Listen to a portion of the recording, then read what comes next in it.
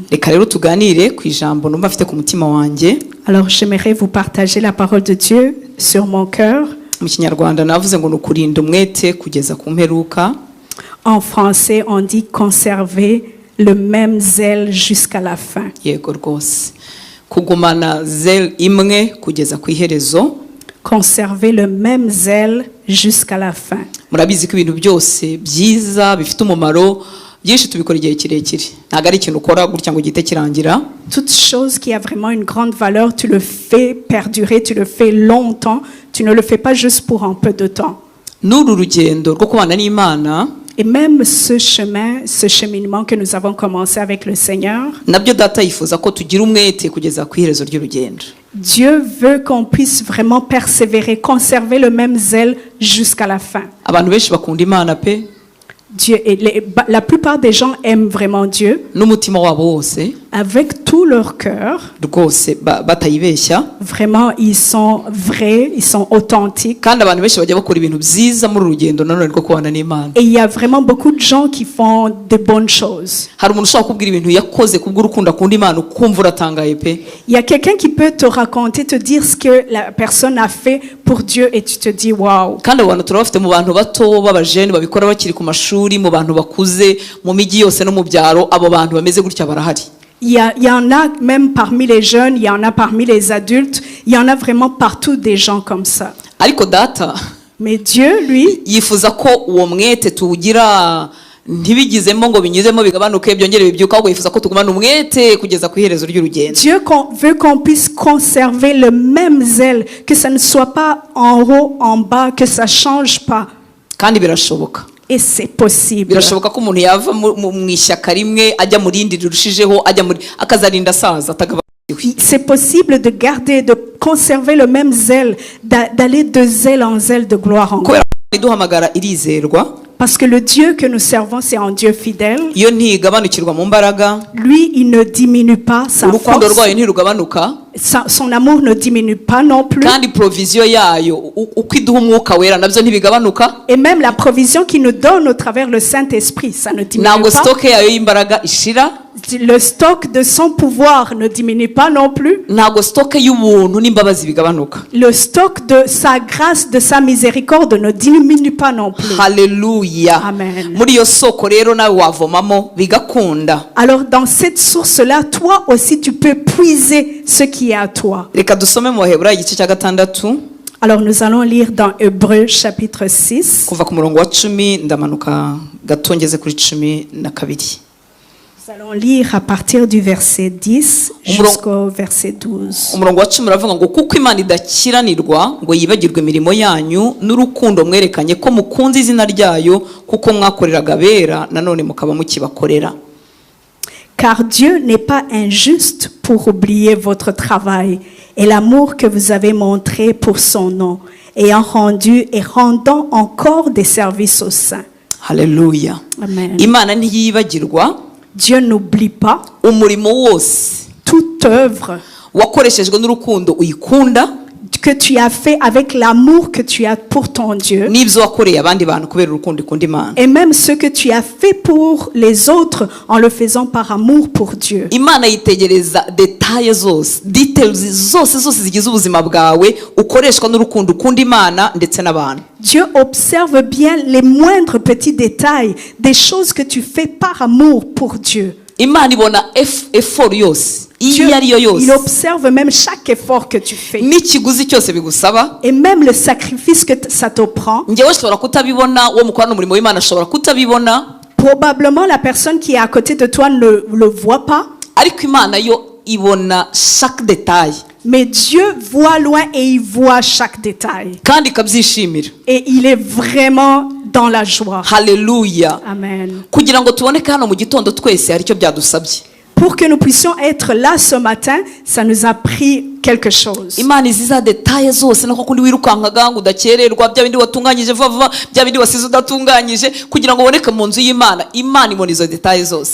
Dieu t'a vu même les moindres petits détails, ce que tu as fait pour mettre de côté, ce que tu as fait pour te préparer et être ici à l'heure. Buri step yose ukora kugira ngo uwumvire Imana, witoze kumvira Imana, Imana irayireba kandi kayishimira. Chaque étape que tu fais pour obéir à Dieu, pour faire la volonté de Dieu, Dieu l'observe. Kuko murabizi ko kumvira Imana hari igihe bituvana mu bintu byari bituryoheye. Parce que obéir à Dieu, des fois, ça nous enlève ce qui est bon, ce qu'on aime. Haleluya. Amen. Haleluya. Amen. Rero data nta na kimwe amaso yatabona. Mais Dieu, il observe tout, son œil voit même les moindres détails. Amen. Amen. Ikabyishimira. Et il est vraiment dans la joie. Hari abantu bakundisha Imana umutima, Il y a des gens qui aiment Dieu vraiment avec leur cœur, ariko batajyana imibiri yabo gukunda Imana. mais ils n'amènent pas leur corps à Dieu pour l'aimer. Haleluya.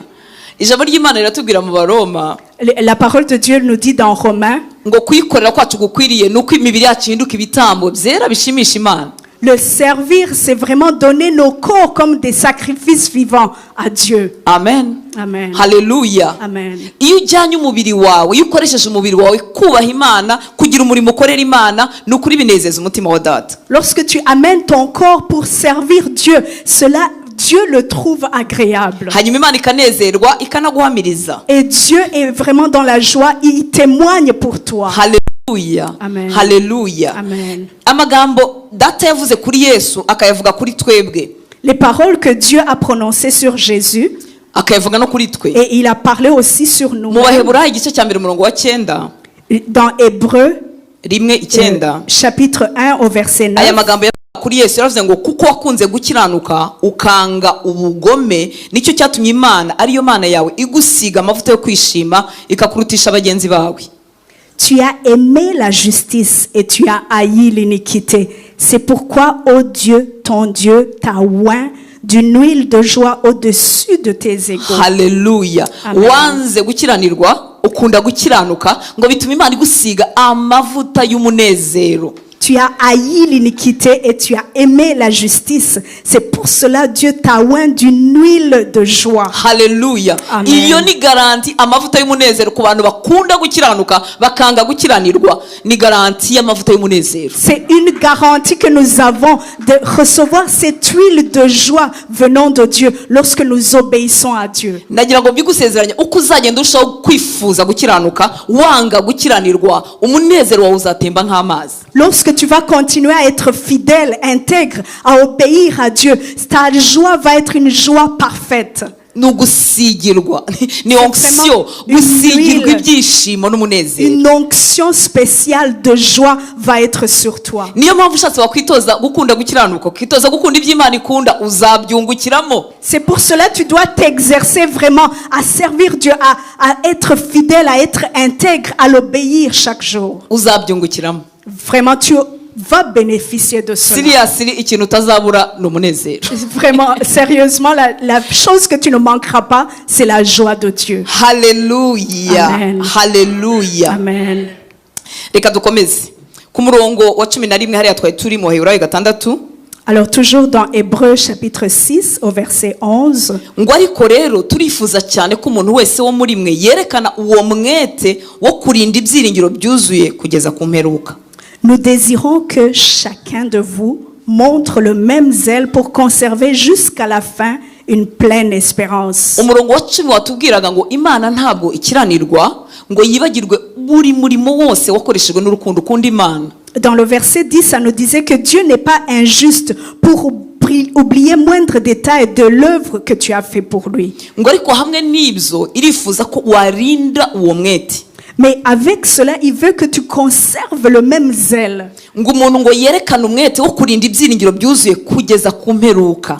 Pour conserver le même zèle jusqu'à la fin, pour avoir une pleine Nongere ngubwire abantu espérance. bajya bakorera Imana ibintu byiza. Dieu, les gens peuvent faire des bonnes choses pour Dieu. Abantu bajya bakorera abandi bantu ibintu byiza. Il y a des gens qui peuvent vraiment faire des bonnes choses pour d'autres. Bagakora ibintu byiza biri mu bwitange bwinshi bw'igitangaza. Et vraiment, ils se sacrifient, ils donnent en prix pour faire du bien. babikoreshejwe n'urukundo bakunda Imana atari kugira ngo bigaragaze. Et ils le font vraiment par amour pour Dieu, pas juste pour se montrer. Nyuma data arabwira abo ngabo ngo bajya bakora batyo, noneho nibigira imbere bagumana uwo mwete kuzageza ku iherezo ry'urugendo. Et Dieu dit à cela de conserver, de préserver le même zèle jusqu'à la fin. Haleluya. Amen. Ngo barinde ibyiringiro byuzuye babirindanye umwete kuzageza ku iherezo. Pour qu'ils puissent le conserver, avoir une pleine espérance jusqu'à la fin. Si umwete w'umwaka umwe, C'est pas juste un zèle d'une année seulement. si umwete wa 2026. C'est pas une zèle de cette année 2026. Hari igihe tuba dufite inkuru ngurumva ngo kera tugikizwa, Et des fois, on est comme, oh, tu sais, quand je venais de recevoir Jésus, ngo twagenzaga gutya na gutya. on faisait comme ça et comme ça. Umva icyo data ashaka, Et regarde ce que Dieu veut. ni umwete kugeza ku mperuka. Il veut qu'on ait le zèle jusqu'à la Kandi fin. nongera nkwibutse ko stoke ye idakama. Et rappelle-toi que son stock n'est jamais vide. Haleluya. Amen. Niba uhagaze mu minsi uvuga ngo kera naramukundaga, kera naramukoreraga, kera, najya nkubwira ko uhagaze ahantu habi. Si tu es là encore, là où tu te dis, oh, avant je faisais ça, avant j'œuvrais comme ça. Non, non, non, tu n'es pas au bon endroit. Abahagaze ari aheza turavuga ngo turushijeho kumukunda, turushijeho kumukorera, Là où turushijeho on doit kwitanga se ku bwe. tenir, on doit dire, oh, je continue à le servir, je continue à être fidèle, je continue à être intègre, à l'obéir chaque jour. Turushijeho kwitoza kumwubaha kuruta uko twamwubahaga ejo hashize. Je continue à m'exercer, à l'obéir à chaque jour, même bien avant. Hari igihe ngira ibyago byo guhura n'abantu bavuga ngo bamenye ukuri. Il y a des fois, j'ai la grâce de rencontrer Biba des ari gens. ibyago, ntabwo aba ari grâce. C'est le malheur de rencontrer des gens, Guhura n'umuntu uvuga ngo yamenye ukuri kw'ijambo ry'Imana, des personnes qui se disent ils connaissent la vérité de Dieu. hanyuma uko kuri kukaba kwaramuvanye mu byiza yahoranye kukamujyana mu bibi. Mais Ubwo yamenye cette ukuri. vérité-là l'a fait quitter les bonnes choses pour l'amener dans les mauvaises choses. Ngo urumva ngo mwaradushukaga ngo uyu munsi ngo twamenye ukuri. Ukuri kwakuvanye mu byiza kukakujyana mu Vous bibi, nous uko avez n'ukuri. trompé. Mais c'est quoi cette vérité-là qui t'amène de bonnes choses pour t'amener dans des mauvaises Iyo choses? umenye ukuri kugutera kurushaho gukunda abantu, kurushaho kubabarira abantu, kurushaho gushaka gusa na Yesu, kurushaho guca bugufi, kurushaho gusa na Yesu. Lorsque tu connais vraiment véritablement la vérité, ça va faire en sorte que tu vas aimer le Seigneur. Ça va faire en sorte que tu aimes les gens, que tu deviens vraiment cette personne-là que Dieu veut que tu sois. Haleluya. Amen. Hanyuma data rero arabizi ko hajya agira abantu babikora neza, ariko arashaka abantu babikora neza kuzageza ku iherezo. Mais Dieu, il sait très bien qu'il y en a des gens qui vraiment font les efforts pour le faire comme il faut. Mais il veut que ces gens-là conservent ce zèle. Iyo rero utakaje umwete wo kurinda ibyiringiro byawe, iyo utakaje umwete wo kurinda ibyo wizera, mu Rwanda turavuga ngo umuntu atuye mu manegeka, icyo gihe uhagaze mu manegeka si babaho mu gifaransa mukabyaramo. Lorsque quelqu'un manque ce zèle et la personne n'est plus vraiment à la place où Dieu veut qu'il soit, comment on dit? Uri ahantu hanyerera, ahantu hari pansha. Tu es là où ça glisse, c'est penchant. Iyo watakaje umwete Quand tu n'as plus ce zèle, wo kurinda ibyiringiro by'ibyo wari warizeye cyangwa by'ibyo wari waramenye muri de Kristo, garder cette espérance-là que tu avais en Jésus-Christ, ukumva umwete wabyo uragucika, et tu n'as plus ce zèle-là en toi, uba uhagaze ahantu hanyerera kandi hacuramye. tu es vraiment dans le penchant. Iyo umuntu ahagaze ahantu hanyerera, Quand tu es dans ce glissant, dans ce umuyaga uwo penchant, ari wo wose wamutembana. tout vent peut t'amener partout. Ibyago by'ubuzima bishobora kuza, Les difficultés de la vie peuvent venir, ibyiza by'ubuzima bishobora et kuza. même les bonnes choses dans la vie peuvent venir aussi. Mwari muzi ko nabyo bidutembana. Et même les bonnes choses de la vie peuvent t'amener loin Ahubwo du nyasanga ibyiza Seigneur. bifite imbaraga nyinshi zo gutembana abantu kuruta Les ibibi. bonnes choses plutôt ont beaucoup de force pour Kuko mu t'amener bibi, loin. mu bibi buriya twese duca bugufi. Parce que dans les difficultés, on est humble. Tuvuga uti ubuzima nyine urareba. Tu te dis, ah, c'est comme ça, c'est la vie. Noneho twese tugahita dukenera Imana. Et tout le monde, on cherche Dieu à ce moment-là. Hari igihe nigisha ahantu habaye ibyago, Des fois, je prêche dans un endroit où il y a eu une épreuve. iyo turi mu kiriyo, Quand on est dans le deuil, ibintu by'amadini nta kintu biba bivuze. les choses de religion, ça ne sert plus à rien du tout. Sinkunda ibyago biba biri aho hantu, ariko nkunda amatwi y'abantu bari aho hantu. Je n'aime pas ces moments-là, vu que c'est le deuil, mais j'aime comment les gens sont très attentifs. twese tuba tugira gutya kuko tuba twabyibutse ko natwe ejo tuzagira gute tuzapfa. Parce qu'à ce moment-là, chaque personne se rappelle que abatunze À un moment byinshi donné, on va mourir. abatunze byinshi n'abatunze bike tuba twaringaniye Les riches, kandi les duteze pauvres, amatwi. toute personne. noneho imana dushaka kuyumva, tu écoutes bien ce qui vient de Dieu. unfortunately tubyibagirwa vuba. Mais malheureusement, on oublie très iyo rapidement. tuvuye muri uwo mwanya ubuzima burakomeza. Quand on n'est plus dans ce moment de deuil, la vie continue. Bibiliya ni ijambo ririmo ubwenge. Byaravuze ngo ni byiza kuba mu nzu irimo ikiriyo kuruta kuba mu nzu irimo ibirori. La Bible est vraiment, la parole de Dieu a une grande sagesse. Et elle nous dit que c'est mieux d'être dans la maison où il y a le deuil au lieu d'être là où il y a la joie. kuko mu nzu irimo deye turiga, Parce que dans le deuil, on apprend beaucoup ikindi ntabwo tuba twifuza ibi byahabereye. et on n'aime pas non plus ce qui est en train de se ariko mu nzu passer. y'ibirori, Mais dans la joie, mu nzu irimo ibirori, là où il y a la fête, ndavuga icyanjye ningikora kizaba kiruta icya Olga. on est dans les comparaisons, on se dit, ah, moi quand ça va se fonctionner, ça va être même plus que toi. Haleluya. Amen. Rero mukundwa nshuti y'Imana, Alors bien aimé, data arifuza ko turindana umwete ibyiringiro by'ibyo twamenye muri Kristo. Dieu veut qu'on puisse conserver le zèle, la même espérance qu'on a jusqu'à la fin. Kubirinda ni kubw'inyungu zawe nanjye, Le conserver, c'est un autre bénéfice. kuko bizatuma tutaba ahantu hanyerera. Parce que cela fera en sorte qu'on n'aille pas dans le penchant. kuko iyo turi ahantu hanyerera buri kintu cyose cyadutembana. Parce que lorsqu'on est dans le penchant, tout vent, toute doctrine peut nous amener. Haleluya. Hanyuma Bibiliya yatubwiye ngo tubirindane umwete kugeza ku mperuka. La Bible nous a dit qu'il faut le conserver avec le zèle jusqu'à la fin. Kuri 12 ngo kugira ngo tutaba abanebwe. Au verset 12, pour que nous ne soyons pas dans la paresse. Ngo kugira ngo mutaba abanebwe ahubwo mugere ikirenge mu cyabaragwa amasezerano babiheshejwe no kwizera no kwihangana. En sorte que vous ne vous relâchiez point et que vous imitiez ceux par la foi et la persévérance héritent des promesses. Indi version y'ikinyarwanda ivuga mu buryo bworoshye, iravuga ngo mwe kuba abanebwe ahubwo mwigane abize Imana bakihangana bikabahesha umunani yabasezeranije. Une autre version de la Bible en Kinyarwanda, ça dit de ne pas être dans la paresse, mais plutôt imiter ceux qui sont dans la foi, ceux qui sont dans la persévérance. Ongera usubiremo ku kantu ko kwimita. Imiter. Mwigane bande? Imiter ceux qui sont dans la foi. Yego. Mwigane abizera Imana. Imiter ceux qui sont dans la foi en Dieu. Mwigane abizera Imana bakihangana bikabahesha umunani basezeranijwe. Ceux qui sont dans la foi, qui patientent, qui persévèrent. Haleluya. Amen. Kugira ngo tubashe kugumana umwete kugera ku iherezo ry'urugendo, pour que nous puissions garder le même zèle jusqu'à kugira la ngo fin. tubashe kurinda ibyiringiro by'ibyo twizera kugeza ku mperuka, Pour que nous puissions conserver cette même espérance jusqu'à la fin. data dusaba kugira abantu twigana.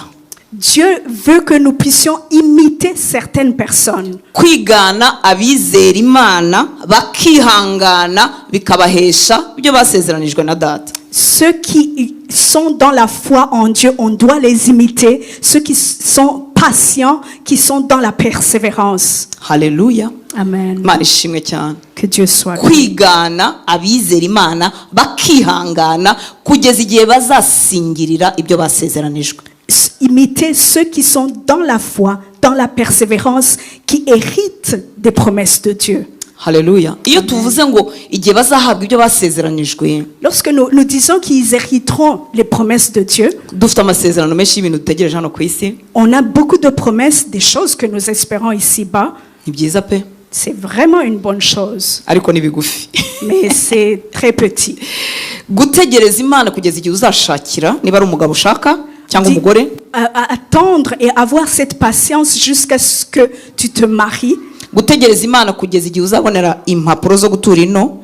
avoir la persévérance en Dieu jusqu'à ce que tu obtiennes les documents de l'immigration ici. gutegereza imana kugeza igihe uzabonera umwana ushaka cyangwa amafaranga dushaka Persévérer dans le Seigneur jusqu'à ce que tu puisses avoir cet enfant que tu désires ou bien avoir l'argent que tu veux avoir. nabyo ni byiza ariko urimo urabyumva ko atari byo barimo bavuga kameme urimo urabyumva ko atari byo barimo bavuga C'est des bonnes choses, mais c'est pas ça dont on parle kuko ici. ibyo wabibona mu mwaka umwe wabibona mu kwezi Parce que kumwe ces wabibona mu gihe gitoya tu veux l'obtenir même dans un laps de temps. ubwo se urumva imana ari ibyo yabivuga Est-ce que c'est vraiment ça que Ah, Dieu ah. est en train de parler? oya oya twigane abizera imana bakayizerana kwihangana bategereje ibyo basezeranijwe isi idashobora gutanga.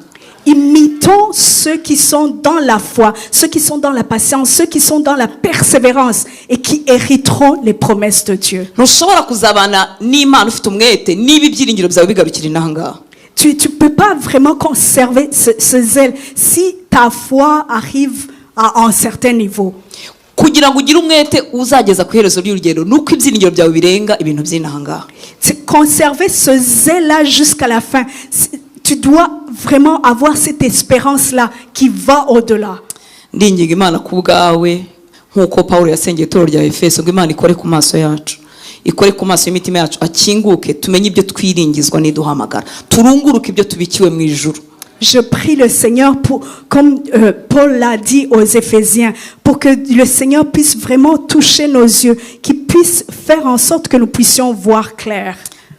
claire hehe voir claire hehe ibyo tubikiwe mu ijuru. Ce qui est conservé pour nous au ciel. kuko iyo tuvuze akenshi ibyo mu ijuru hari umuntu yumva ari ibintu by'igiturage nawe nagamo n'uri umusirimu none utagiye kutubwira ibintu by'ahantu hatagaragara.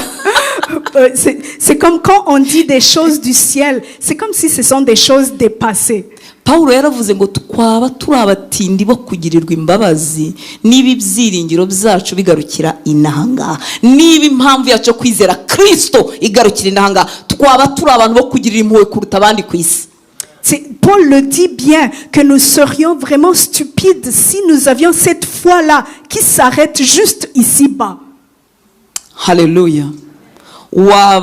naba ndi umutindi wo kugirirwa imbabazi niba ibyiringiro byanjye mfite muri Kristo bigarukira inahangaha naba narabuze kwirira ubuzima naba ndimo ntakaza umwanya ubungu nakabaye ndera abana banjye twaba turimo guta umwanya ariko bakundwa kuba muri Kristo ntabwo ibyiringiro bigarukira inahangaha. Ça serait vraiment insensé de ma part d'avoir cette foi, d'avoir cette espérance-là, des choses qui s'arrêtent juste ici-bas. J'aurais dû même ibintu byose dushaka inahangaha tubisangiye n'abubaha Imana tubisangiye n'abatayitayeho ibintu byose dushaka inaha tubisangiye n'abantu badafite Imana. Les choses que nous désirons ici-bas, c'est de la même façon pour les païens, les personnes qui ne croient même pas dans le Seigneur, c'est les mêmes désirs qu'ils ont. tubisangiye n'abantu qui s'en de Dieu ndetse baraturusha byinshi. batanezwe Imana. Haleluya, haleluya, haleluya. Amen. Ibi rero turimo tuvuga ibi ngibi ijambo ry'Imana ririmo ritubwira nshuti z'Imana ni ukugirira umwete twigana bariya bizera Imana bafite ibyiringiro bizima bihanganye mu rugendo bategereje ibyo basezeranijwe n'Imana bidapfa bidasaza bidashiraho.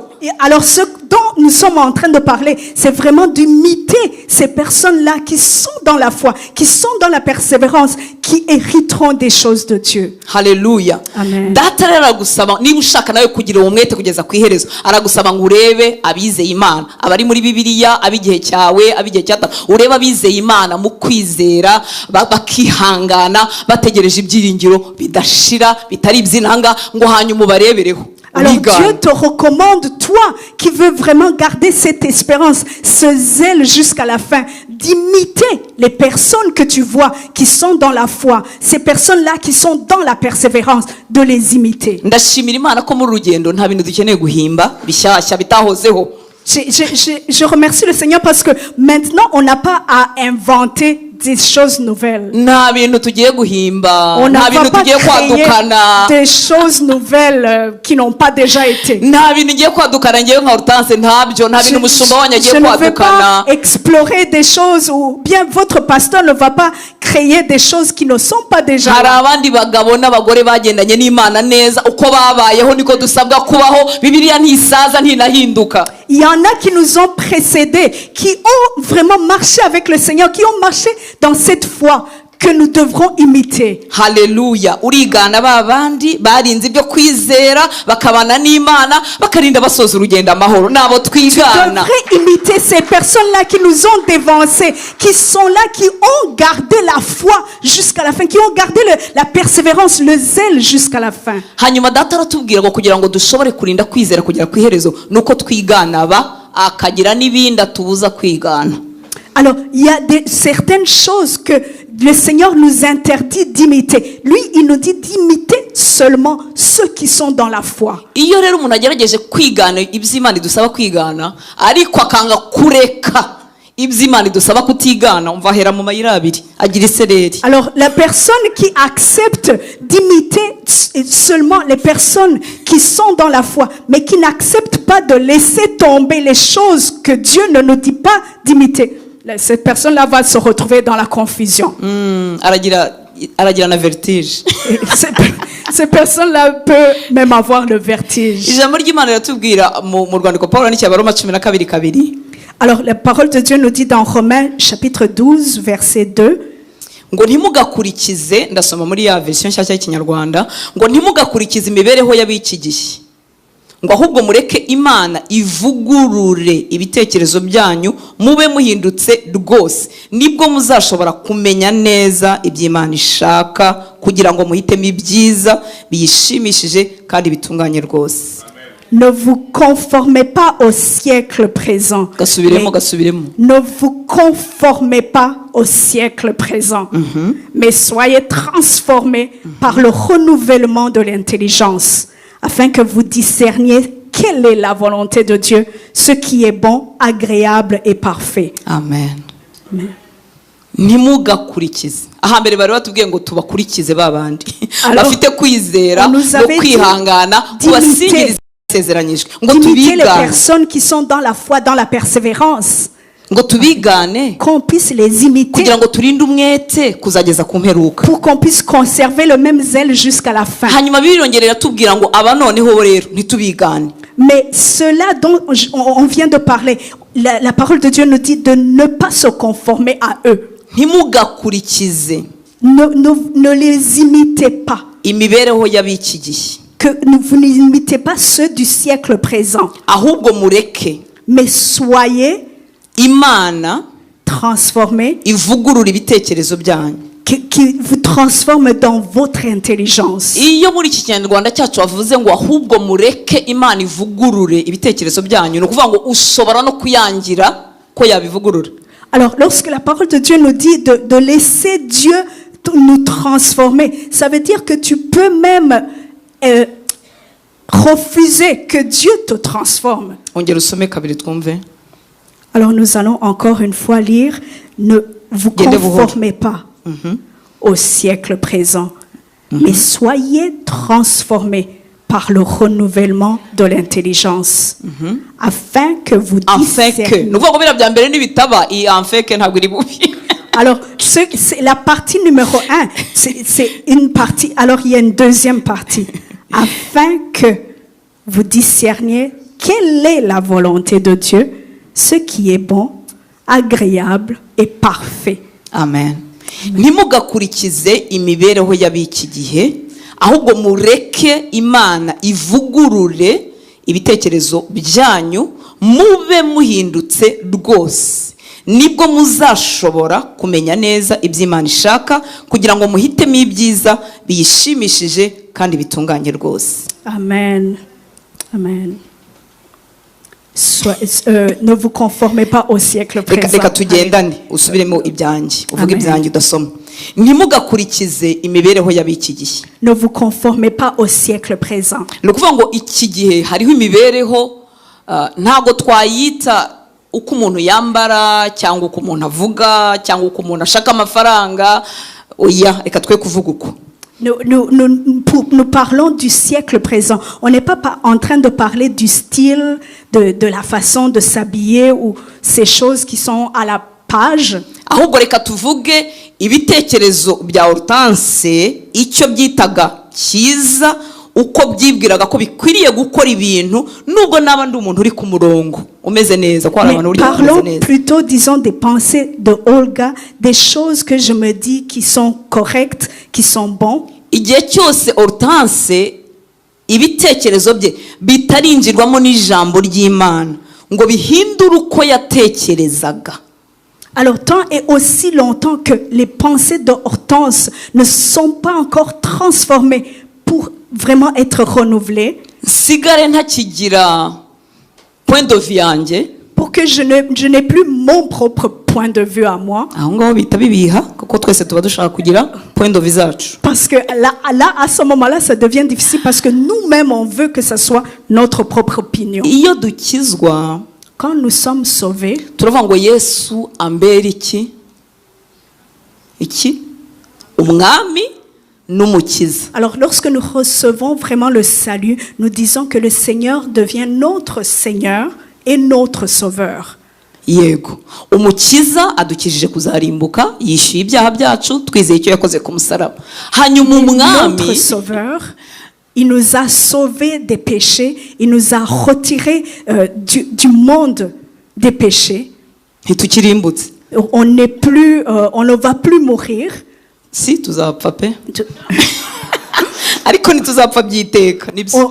On ne mourra pas éternellement. Yego, aho hararyoshye. C'est une bonne chose. Ariko iyo tuvuze ngo ab'umwami, Mais quand on dit Seigneur, ni ukuvuga ngo Hortense yari afite ubwami bw'ubuzima bwe.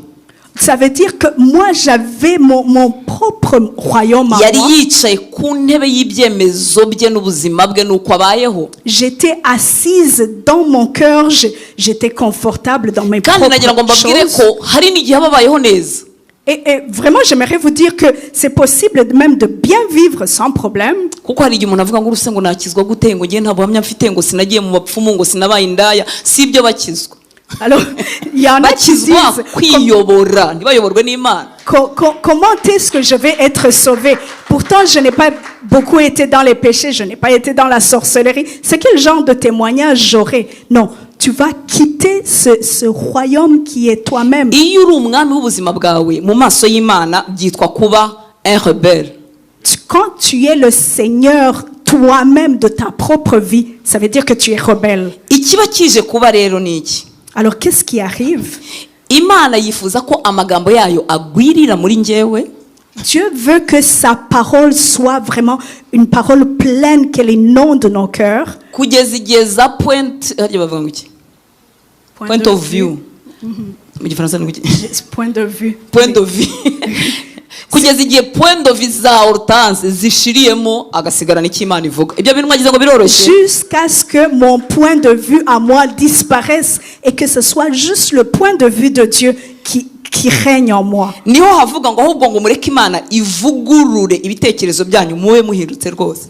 C'est là où ça dit, mais soyez transformés par le renouvellement de l'intelligence. Kuki habaho renouvellement, hari intelligence wahoranye rwose iri no ku murongo ko hari abantu bagira ubuzima buri ku murongo pe.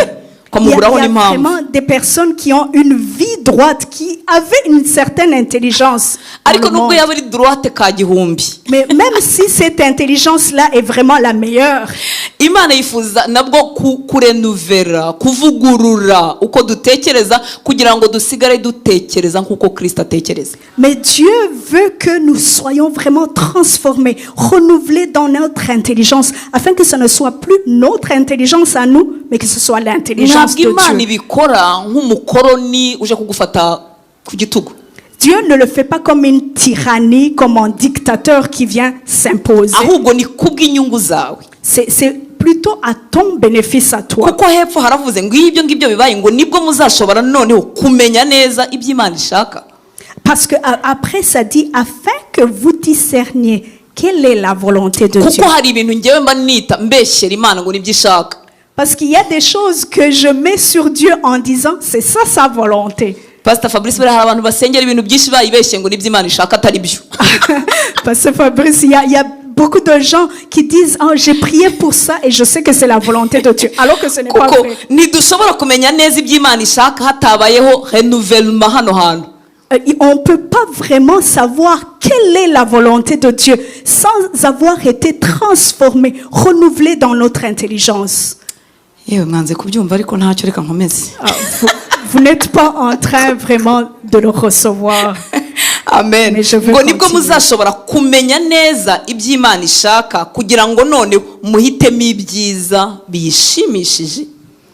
Afin que vous discerniez quelle est la volonté de Dieu, ce qui est bon, agréable et parfait. Rwose muranyumva ibyo bintu biri agréable parfait twese ntitubikeneye. Est-ce que vraiment on n'a pas besoin de ces choses-là agréables et parfait? Ukuntu bivugitse neza.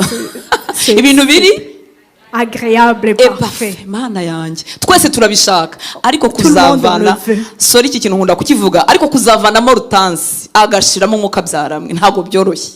Pour enlever Hortense, pour enlever Olga de Olga. Kandi nyamara Imana yavuze ngo ntimukigane imibereho y'abiki gihe.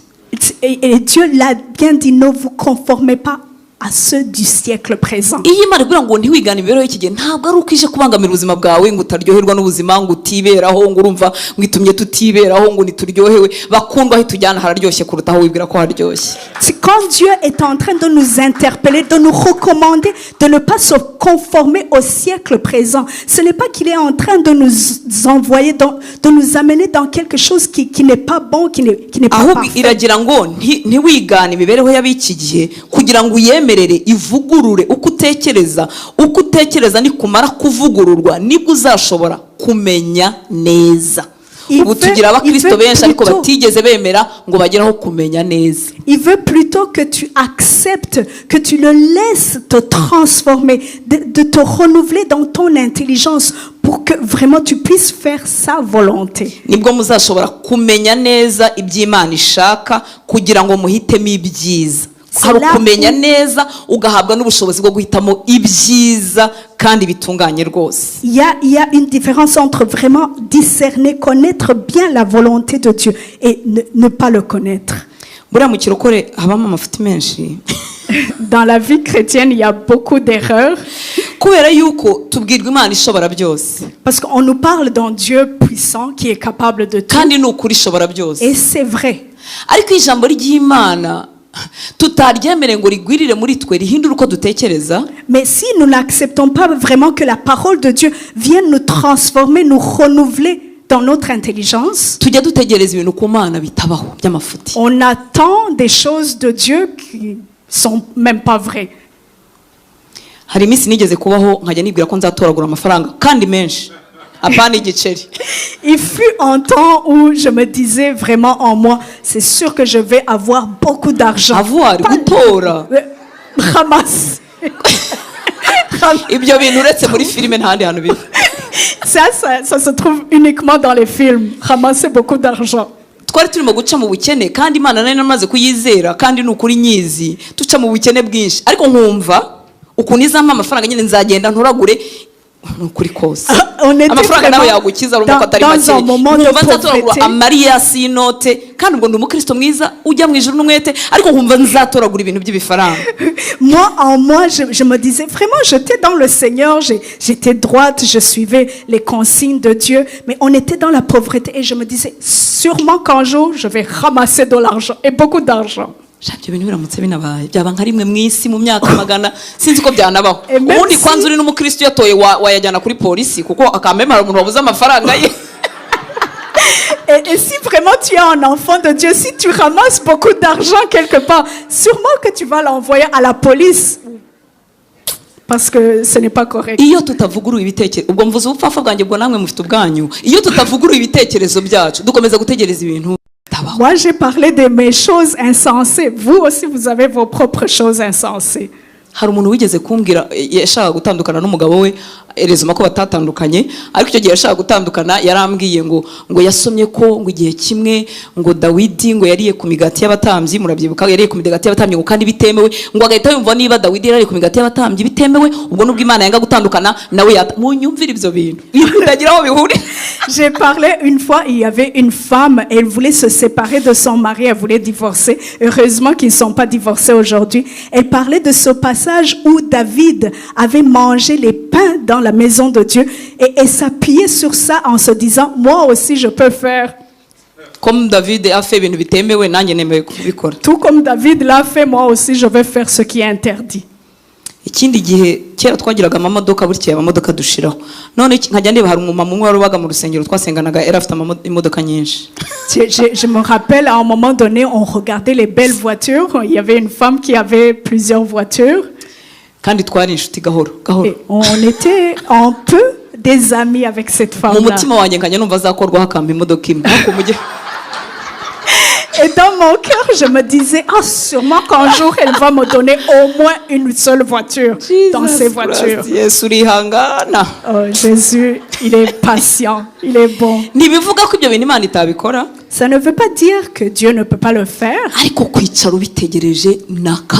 Mais s'asseoir et attendre que Dieu va faire ces choses-là, ubwo navuze ubwo bupfapfa, ariko abana b'Imana benshi batemera ko ijambo ry'Imana ribuzura ngo rihindure uko batekereza, bagire iyo renouvellement ya intelligence, babaye mu gikristo kitari cyo cy'igihimbano kicyuka, niyo babeshye ntibamenya ko wababeshye, ni ibintu bipfapfanye biraho barayobagurika Les enfants de Dieu sont vraiment dans ces genres d'imagination là, dans ce genre de choses qui se disent que ça va arriver parce qu'ils n'ont pas laissé que la parole de Dieu soit vraiment pleine, inonde leur cœur. Hari umuntu nzi bigeze kujyana bamujyana ahantu mu gihugu kimwe cyo muri Afrika, ni umunyarwanda mwene wacu, baramujyana ubwo uwo muntu wari umujyanye yari umunyamasengesho, ngo baramujyanye ngo bagiye gushakisha ahantu inyenyeri ye yatabwe. Seriously?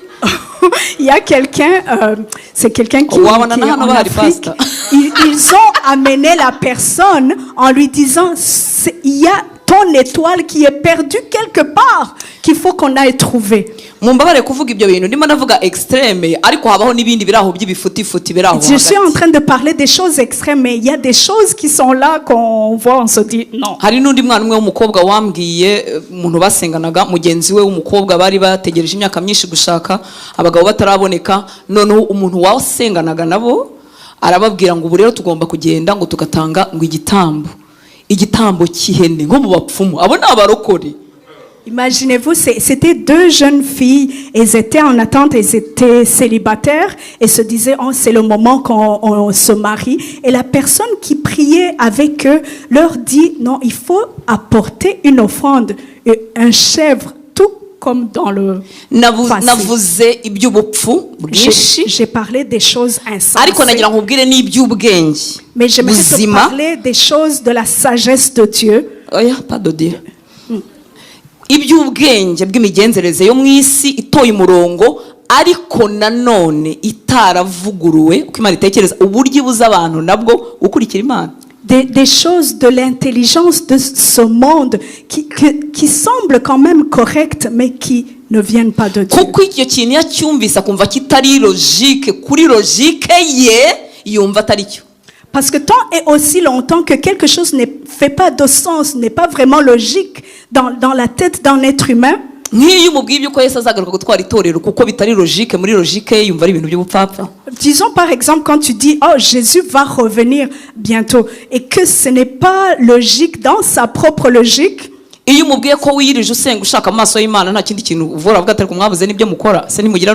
Disons par exemple, tu dis à la personne, non, nous devrons prendre un moment de jeûne et prière, vraiment chercher Dieu. La personne va te dire, dans sa logique, vous avez manqué des choses à faire, vous perdez du temps.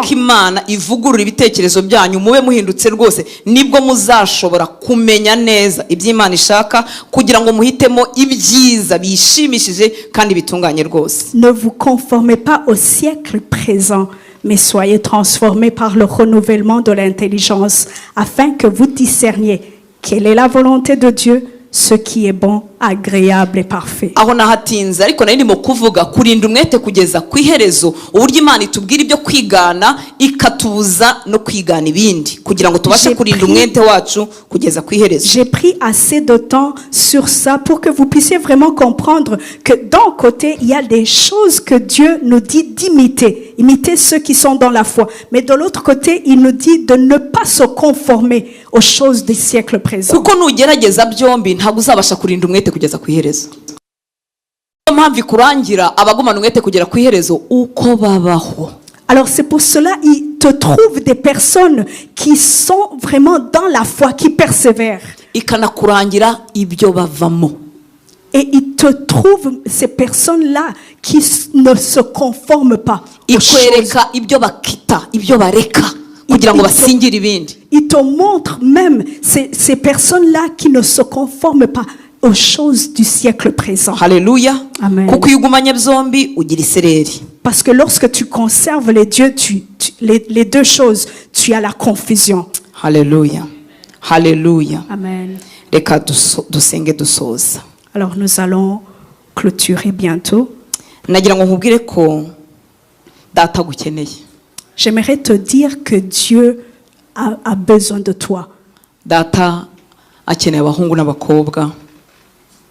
Dieu a besoin des jeunes bashobora kugumana ibyo bizeye, qui peuvent conserver la foi, bakabigirira umwete kugeza ku iherezo. qui vont conserver ce zèle jusqu'à la fin.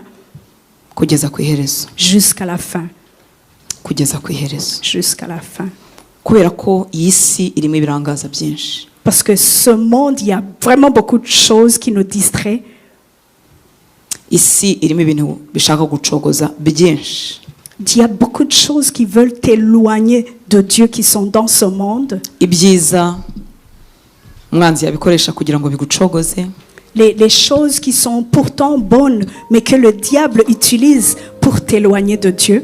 Ibibi umwanzi yabikoresha. Les mauvaises choses également, le diable peut les utiliser. Imitekerereze yawe itarahindutse umwanzi yayikoresha. Ton intelligence qui n'est pas renouvelée, qui n'est pas transformée, le diable peut l'utiliser. Ndakwinginga. Je t'en supplie. Kugira ngo wite kukurinda ibyiringiro wakuye mu kwizera Kristo. Je te demande vraiment de conserver la pleine espérance. Haleluya. Amen. Ni urugendo. C'est un cheminement. Ariko ni urugendo rushoboka. Mais c'est possible. Reka dusoreze kuri iki cyanditswe. Alors nous allons clôturer avec ce passage. Muri Petero wa kabiri. Dans 2 Pierre. Igice cya mbere. Chapitre 1. Murongo wa 5 kugeza ku wa 8. À partir du verset 5 jusqu'au verset 8. Petero wa kabiri. 2 Pierre. Igice cya mbere. Chapitre 1. Murongo wa 5 kugeza ku wa 8. À partir du verset 5 jusqu'au verset 8. Wumva urwo rugendo. Tu vas pouvoir observer ce cheminement. Hanyuma usabe Imana irugushoboze. Alors tu vas demander à Dieu de te fortifier. Hatangira havuga muri Bibiliya ijambo ry'Imana ngo kubera iyo mpamvu murushaho kugira umwete wo kwizera Imana, maze kwizera Imana mu kugerekeho kugira neza mu kugerekeho ubumenyi. Soma kuri 5. À cause de cela même, faites tous vos efforts pour joindre à votre foi la vertu, à la vertu la science. Haleluya. Kubera icyo Yesu yabakoreye. À cause de ce que Jésus a fait, ni murushaho kugira umwete wo kwizera Imana. Faites tous vos efforts pour joindre votre foi. Imana ifite abantu benshi bayizera ariko ababigirira umwete bagenda baba baki. Il y a beaucoup de personnes qui ont la foi en Dieu, mais ceux qui conservent le zèle en lui, il y en a très peu. Kuko hari ibindi bintu byinshi birimo bidukurura kugira ngo tugire umwete w'ibyo bintu. Parce qu'il y a beaucoup de choses qui sont en train de nous attirer, nous éloigner de Dieu. Data arifuza ko wagira umwete wo kumwizera ukabigirira umwete.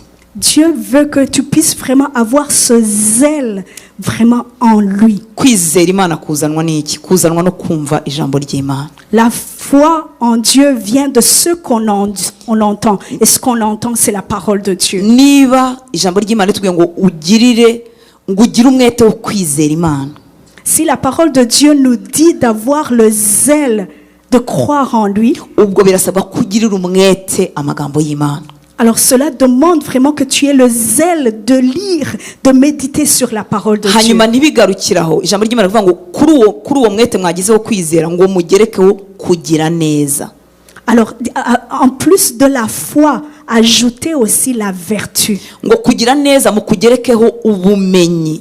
Et à la vertu, la science. ubumenyi bw'ibyo twizera. Twahisemo kuba abakristo batazi ibyo bizera. Imana itubabarire kandi tugaruke ko ibindi bintu byose iyo tugiyeyo tunoza, ko ducukumbura, ko tumenye ibyo twize, tukamenya aho dukorera, tukita kuri details. Kuki kubigendanye no kubaha Imana tutaza n'ubumenyi bwacu n'ubwenge bwacu? La Kuki twifuza science kuba mu de kigare? connaître les choses de Dieu. La science d'espérer, de savoir exactement ce dont nous avons cru en Dieu. Parce que la science du monde, nous savons comment bien le faire. Nous savons comment vraiment bien le garder et conserver cette science du monde. Alors qu'on devrait garder la science en Dieu. Mu kanya bahamagariraga kwiyandikisha muri école biblique, kwiga amasomo ya Bibiliya, kwiga kumenya ibyo twizera ibyo ari byo. Ariko ndabihamya si hano n'ahandi hose iteka bajya kubyizera bahora ari bakeya, ikindi ababitangiye si babirangiza kuko birasaba nyine umwete.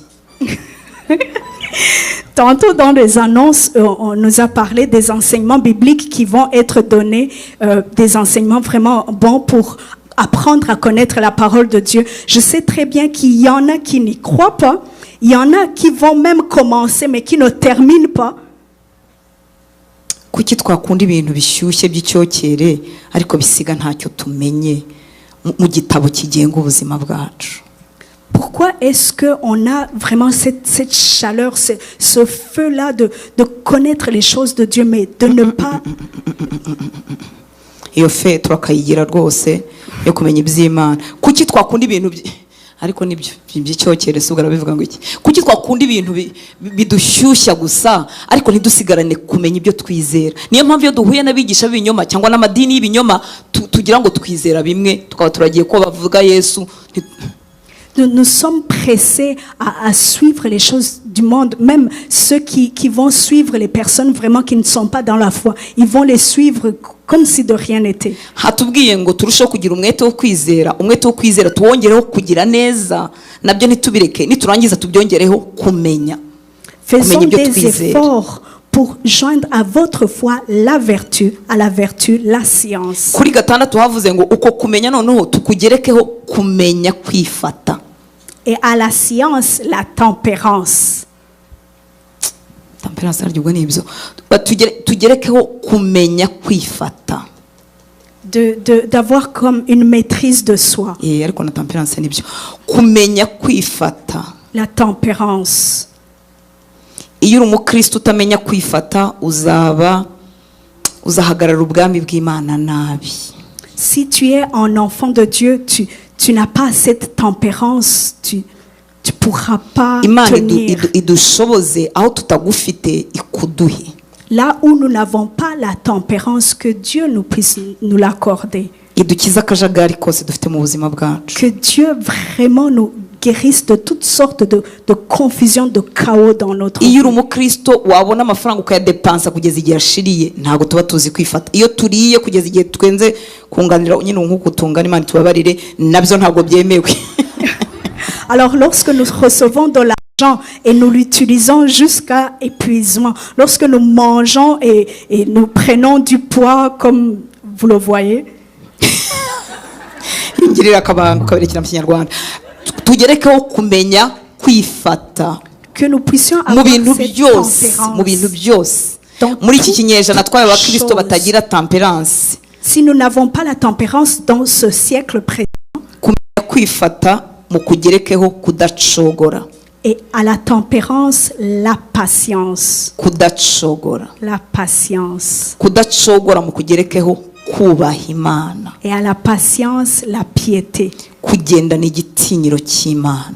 Avoir la piété, avoir la crainte de Iyo Dieu. umuntu en agize lui. igitinyiro cy'Imana niyo ari mu ntege nke, Lorsque quelqu'un a vraiment la crainte de Dieu en lui, et niyo si afite elle est- intege nke, si buka elle ko serait dans la gukomera kwe faiblesse, kuzakomeza abandi. La hanyuma personne se agakomera. rappelle même quand Dieu va la fortifier et va fortifier les autres. Iyo udahagarariye Imana neza ugwisha abantu ibihumbi bakureberaga utanabizi. Lorsque vraiment tu n'es pas un bon exemple à suivre et que tu fais ce qui n'est pas correct, il y en a qui vont te suivre. No mu tuntu duto ujya wibuka guhagarariye Imana. Niba uri umunyeshuri mu ishuri akaba ariwe ugira akajagari, niwe winjira nyuma, niwe ufite akajagari, niwe utsindwa, niwe ukora ibintu byose nabi. Niba uri umucuruzi niwe ukora ibintu byose nabi, kandi uhagarariye ubwami bw'Imana uzatera abantu kudakizwa. Si tu es un élève et que tu es dans le chaos, tu n'es pas organisé, tu es en retard, tu fais les choses pas comme il faut, les autres vont t'observer et vont suivre ton... Si tu es un commerçant et que tu fais le commerce mais tu le fais n'importe comment, les autres aussi t'observent.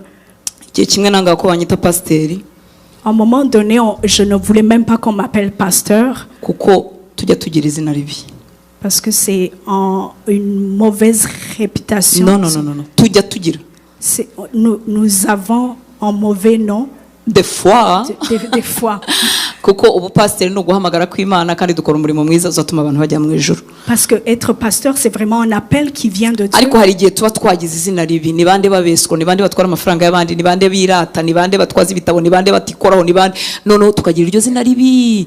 Noneho nkamara igihe mvuge nti nkajya mvuge nti ngewe nitwa qui prennent les gens. naba ngiye mu ngendo bakambaza icyo nkora nkandikaho business woman. Quand on me demande qu'est-ce que je fais, je mettais mon nom et je disais je suis un businesswoman. Bukeye ndakira umutima. Et à un moment donné, le Seigneur m'a guéri. Inyiriza umutima. Et Dieu a guéri mon cœur. Kuko Imana niyo ihamagara abantu kuba babwiriza ubutumwa bwiza. Parce que Dieu, c'est lui-même qui appelle les gens à Kandi nibyo être nkora des cyane pasteurs. kuruta kuba business woman. Ibyo nkora cyane ni ukumuvuga butumwa. Et ce Nicyo que je munziho. fais encore même davantage, c'est vraiment l'œuvre de Dieu plus que le business. Kubera kutubaha Imana kwa bamwe gutuma izina ry'Imana ritukwa. Umuntu yatubonera kubura akavuga ati bira barashaka amafaranga y'abantu, uriya nabesukuru. Ndakwinginga uhagarariye ubwami bw'Imana huri no mu muryango wawe, uzatera abantu gukizwa cyangwa kudakizwa. À cause du manque de la crainte de Dieu dans nos cœurs, ça va faire en sorte que ceux qui t'observent ne pourront pas vraiment te suivre parce que tu es déjà dans le chaos. Tu Hatubwiye es ngo dans la confusion. kudacogora tukugerekeho kubaha Imana. Persévérer. Tubyongereho kubaha Imana. Ajoutant à cela la crainte de Dieu. Kugirira Imana igitinyiro. Avoir la crainte de Dieu en nous. Iyo turi kumwe n'abantu bakomeye ko twitwararika, njya mbona ahantu umukuru w'igihugu wacu azajya nta nakatsi wabona mu kajagari, ibintu byose biri byibwiriza bikajya ku murongo. Je vois souvent lorsque le président doit passer quelque part, les gens vont faire tout, ils vont enlever l'herbe, ils vont vraiment faire toute la Kuki propriété. Imana umuremyi w'ijuru n'isi tutakongera kuyigirira igitinyiro bakundwa? Ni twebwe bakristo Imana ifite muri generation turimo. Ntago ba Paulo bazagaruka, ntago ba Petero bazagaruka, ni wowe mu Kristo, ni ngewe mu Kristo. Dans ce siècle, c'est toi et moi qui sommes des chrétiens. Paul, Pierre, les autres qui nous ont dévancés, ils ne reviendront pas. C'est nous, c'est toi et moi maintenant. Kuri karindwi havuze ngo maze kubaha Imana mu kugerekeho kubana kwa kivandimwe. Karindwi. Au verset 7, juste un instant, Maze kubaha Imana mu kugerekeho kubana kwa kivandimwe. à la piété, l'amour fraternel. L'amour fraternel. L'amour fraternel. Urukundo rwa kivandimwe. L'amour fraternel. Kuba concerned n'abandi.